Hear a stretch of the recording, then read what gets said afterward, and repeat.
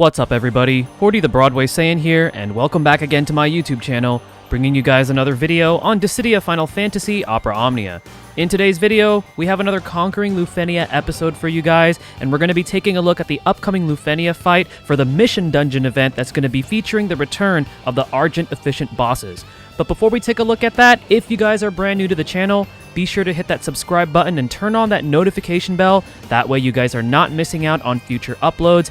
And if you guys enjoy what you see on this channel, be sure to hit that like button and share this video as it does help me out. Do not forget to check out the Tonberry Troops website, in particular the guides portion of their website where you could check out the Lufenia research part of their website. Here you're going to find comprehensive guides to all of the upcoming Lufenia fights in Global Opera Omnia, how to deal with the orb, which characters are best suited for these particular difficult fights, and also which particular abilities to watch out for these particular bosses. Also, the footage that you are seeing for this Lufenia fight against the Argent Officiants comes directly from fellow DFFOO content creator VL's video. I'm going to be leaving the link to his video in the video description as well as the pinned comment. Be sure to check it out if you want to see the full fight on his YouTube channel. Without further ado, let's go ahead and take a look at Conquering Lufenia against the upcoming Lufenia fight against the Argent Officiants. Alright guys, so we have the Argent Officiant bosses coming in for the Mission Dungeon event for the Lufenia fight in Global Opera Omnia. Now, if you guys don't remember these bosses, they were first debuted during the Agrius event, and then afterwards we saw them again during the Agrius Lost Chapters. So if you guys don't remember what they do, first of all, they start off grounded, and while they're grounded, their most powerful attack is Flare Star, which is pretty much a really powerful Brave plus HP attack that does AoE damage. And then afterwards, periodically at specific HP thresholds, they're going to be levitating, and when they do that, they're going to be cleansing all of their debuffs, including the framed ones, and they're also going to be gaining more stats, and they're also going to be putting some framed buffs on themselves. And during the state, usually, unless you dispel their buffs and then also reapply debuffs, you're not going to be doing a lot of damage to them, and then they usually go back to their grounded stance after they use their signature skill, which is called Globated Crush. Now, they will be having access to that skill once again. However, for the Lufenia version, they have a plus variant, and rather than it just being a single target attack, it will not only give them a Brave heal, but they're also going to be doing a 100% AoE HP attack. So it's definitely a lot more lethal for the Lufenia version of this fight. Now, in terms of the orb, so the orb for this one is going to appear at the 79% HP threshold, and the countdown for this is only at 7, so it's pretty low. And then it's going to disappear again at 49%, and then the way that it reappears again is while they are 49% or under HP threshold. After they use their Globated Crush Plus, it's going to appear again at a 6 count. So the countdown for this orb, it's pretty low, but how to deal with it? Well, you can simply increase the countdown by using a skill that heals HP. So having somebody that can just straight up heal your HP is going to be ticking that orb by +1 per person healed. Now, something to keep in mind is that HP regen does not count towards that. It has to be an ability or some sort of a skill that will heal your party or heal a party member in order to increase that count.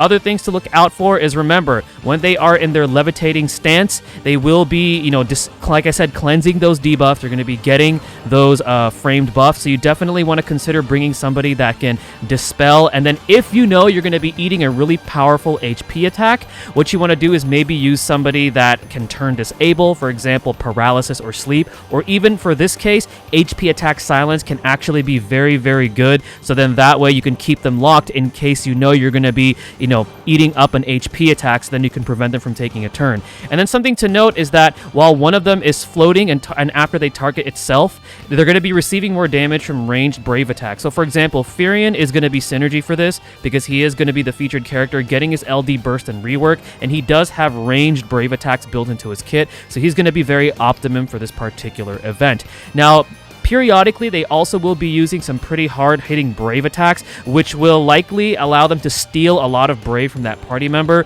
So in case that happens, just be prepared to shave them down in case that does happen.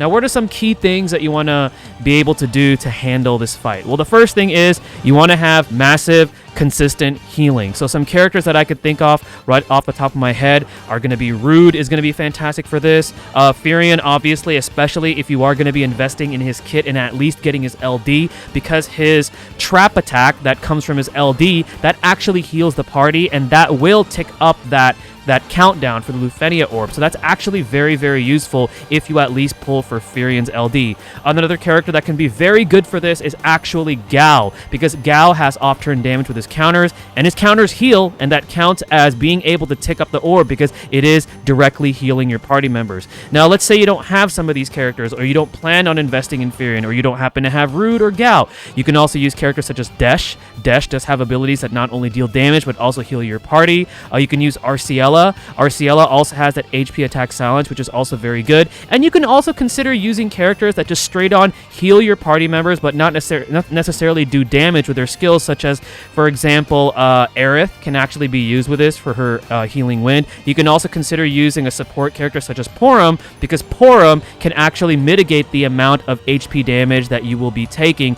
in case, like I said, you don't have a character that can directly heal your party. That is more so a current character. Now, tanking and defensive abilities are also going to be very useful for this. So Gladio is going to be a prime choice as far as like a tank. Warrior of Light is going to be pretty fantastic because Warrior of Light, especially if you have the LD, can allow his shield to not only protect you from brave attacks but also HP attacks. Another character you could use who also has a skill that can heal you while dealing damage is Nine. So Nine skill 2 can also heal you, and he also has a pretty powerful shield if you're looking for a character that can protect you from incoming damage. So there's a lot of variation that you can use as far as party comps, because one thing that I do want to mention with this Lufenia fight is that there's no particular weakness or resistance or absorption or immunity that you need to pay attention to. So it is very possible to be very flexible. You just have to keep in mind to watch out for the orb, make sure to have some sort of a form of very consistent healing, and then make sure to watch out for that powerful glow-baited Crush Plus in the event that you do run into it. You can also consider taking, let's say, a Mid-Italian, for example, as a friend unit, because since they're not immune to delay or turn deletion, you can also consider using that. Just make sure to time it, so then that way you can take advantage of it. But other than that, the fight should be fairly straightforward. Definitely more difficult and a bit more lethal compared to when we first saw them when they first came out. But if you have the right party comp, if you have a really good healer or mass healing, you should be more than prepared to be able to tackle this Lufenia. Hopefully this video helps you guys out in preparing for the upcoming Lufenia fight against the Argent Officiants for the Mission Dungeon event in Global Opera Omnia. This is 40 the Broadway Saiyan signing out. Mahal, everyone.